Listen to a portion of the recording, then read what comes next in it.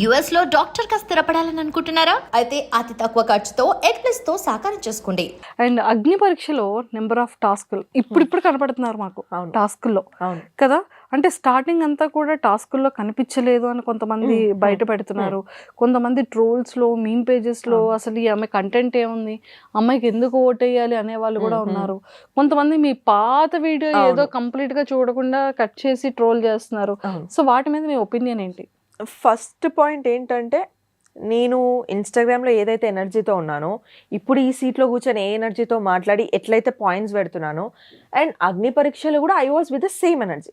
First few episodes ఏంటంటే, నేను వెళ్ళడమే 3 గ్రీన్స్ వచ్చి గోల్డెన్ చైర్లో కూర్చున్నాను కాబట్టి నాకు 2 ఎపిసోడ్స్లో మాకు గోల్డెన్ చైర్లో ఉన్న వాళ్ళకి టాస్క్లు ఉండవు. బికాస్ ఈ 6 మెంబర్స్తో పాటు మిగతా 9 మెంబర్స్ యాడ్ ఆన్ అవ్వాలి కాబట్టి వాళ్ళు వాళ్ళ లెవెల్స్ ప్రూవ్ చేసుకొని ఇక్కడ రావాలి.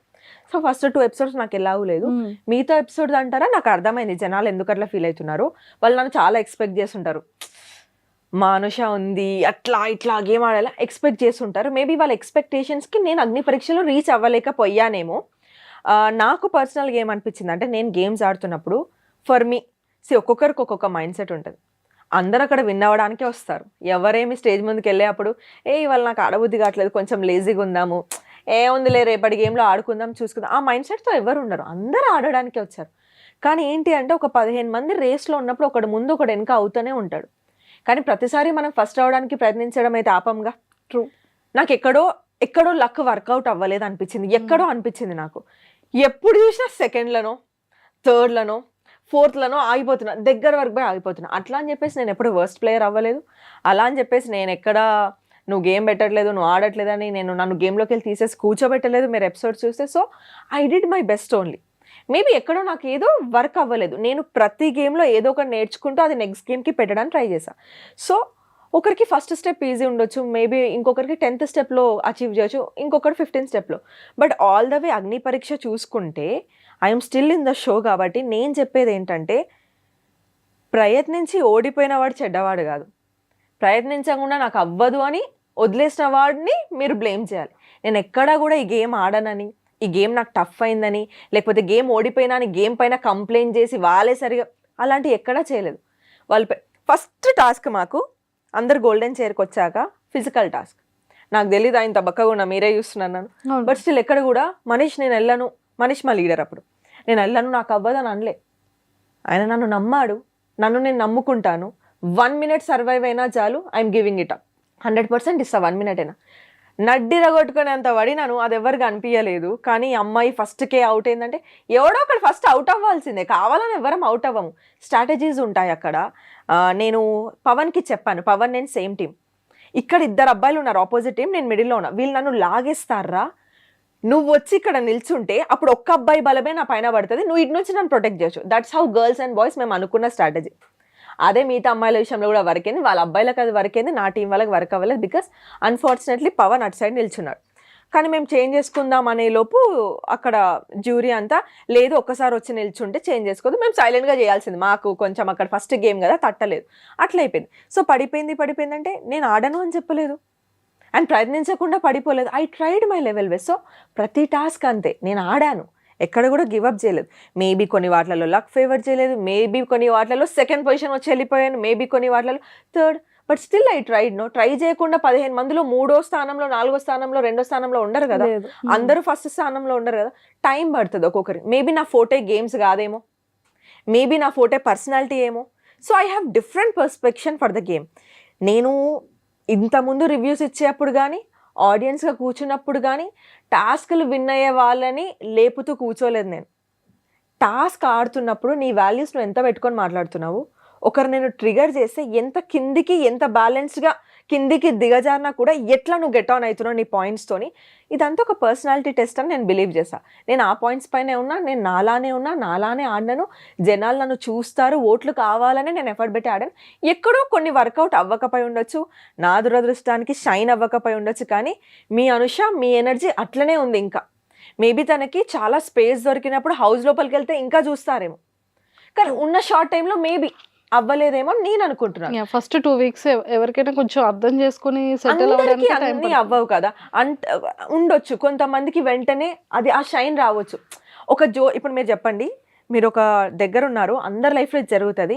వెళ్ళి మీరు అనుకున్న పనులు టకా టకా అవుతుంటే మీరు ఆ జోష్లో అవ్వని పనిని కూడా చేసేసుకుంటారు. ఆ జోష్ అనేది అట్లా రన్ చేస్తుంది. మనము సెకండ్ థర్డ్ వస్తుంటే ఇంకా ప్రయత్నించాలన్న దాంట్లో ఆ విన్నింగ్ గురించి ఆలోచించాం, ఇంకా బెటర్ ఇంకా బెటర్. ఈ ఫ్లోలో వెళ్తున్నప్పుడు మన మైండ్ సెట్ డిఫరెంట్గా ఉంటుంది. ఒక్కసారి విన్నింగ్ స్టిక్ తగిలితే విన్ అవ్వడం వేరు, ఓడిపోతున్నవాడు 10 సార్లు సెకండ్ రావడం కూడా is a winnowing streak only for me. అది ఎవరు ఆలోచించట్లేదు. బట్ డిసప్పాయింట్ చేసినందుకు సారీ, కానీ ప్రయత్నించకుండా అయితే డిసప్పాయింట్ చేయలేదు. I tried my level best. నా మోకాళ్ళు కమిలిపోయాయి, నా నడుము ఆ రోజు పడ్డాక చాలాసేపు నాకు ఇట్లా షివరింగ్ వచ్చింది. But still I tried. అది నా గేమ్ అని నేను అనుకున్నాను. ఇంకా ఒకవేళ వీళ్ళు నన్ను ఇంకా నమ్మి నన్ను హౌస్లోకి పంపిస్తే దానికంటే 100% పెట్టడానికే ట్రై చేస్తాను, కానీ దీని ఎనర్జీ కంటే కింద ఉండదు. Now I understood. ట్రూ. అది నేను ట్రాల్స్ విషయంకి వస్తే చూశాను 3 months బ్యాక్ ఎప్పుడో చేసిన వీడియో. నేను ఏమంటా అంటే వాళ్ళకి, బ్రో నువ్వు ట్రాల్ చేసినప్పుడు ఆ వీడియో మొత్తం 2 minutes 30 seconds 2 minutes 50 seconds ఉంది. మొత్తం పెట్టేందుకు ట్రాల్ చేయట్లేదు. ప్రీ కాంటెక్స్ట్ ఒకటి తీసుకున్నావు, పోస్ట్ కాంటెక్స్ట్ ఒకటి తీసుకున్నావు, మధ్యలో నీకు నచ్చిన మీమ్ ఒకటి యాడ్ చేసుకున్నావు. నేను అంతకంటే బెటర్గా ఎడిట్ చేయగలుగుతా, అంతకంటే బెటర్గా ట్రాల్ చేయగలుగుతా నేను తలుచుకుంటే. Because my forte is talking.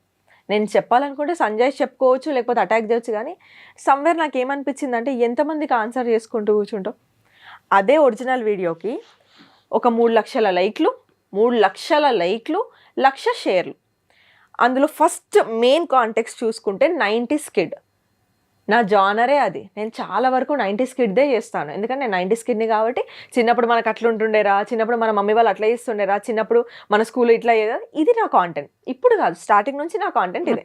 So కొత్తగా ఏం వెలుగులోకి వచ్చిన కాంటెంట్ కాదు అది. సో ఆ కాంటెక్స్ట్లో అక్కడ జరిగింది ఏంటంటే, ఇప్పుడు బట్టలు దించేసుకుంటున్నాం బిగ్ బాస్ గురించి, కానీ మన 90s కిడ్స్కి తెలిసిన రియాలిటీ షో ఏది చెప్పండి? ఓంకార్ అన్నయ్య షోస్, ఆట డాన్స్ షో, లేకపోతే మాయాద్వీపం. చిన్నప్పుడు ఎట్లుండేది, అక్కడికి వెళ్ళాలి, మాయాద్వీపంకి మనం ఒక్కసారి వెళ్ళాలి, ఆ డబ్బా, ఆ ఒంటికన్నా రాక్షసుని ఆ బుగ్గవగలు కొట్టాలి, ఇట్లుండేది. లోపల గిఫ్ట్ ఏముందో ఫైనల్ గా చూడాలి. అప్పుడు మీరు చెప్పండి, పిల్లలు ఎవరు వెళ్ళే వాళ్ళు? సెలబ్రిటీస్ పిల్లలు. బేబీ మనకు 90s కిడ్స్ ఉన్న వాళ్ళకి తెలుస్తుంది, అండ్ ఎర్లీ 20s కి కూడా తెలుస్తుంది ఈ షో గురించి. సో నేనేమనుకునేదంటే, అరే నా 90s కిడ్ జానరే కదా ఇది. ఇప్పుడు మనం బిగ్ బాస్ అంటే ఆట షో వచ్చిందంటే టైం కి కూర్చునే అదేంటి ఛత్రపతి బీజిఎం, ఛత్రపతి దగ్గర మనమే వాడే మాటలు అంటే అంత ఉండేది మనకి అప్పుడు. నేను ఒక చైల్డ్హుడ్ మెమరీని గుర్తు చేస్తూ, అండ్ నా యాక్సెంట్ తెలంగాణ యాక్సెంట్, ఎవర్రా బిగ్ బాస్ అనేది, నేను బిగ్ బాస్ ని ఎవర్రా అనలేదు. మన జనాలని ఎవర్రా బిగ్ బాస్, మన బిగ్ బాస్ వచ్చేసి మాయాద్వీపం చిన్నప్పుడు.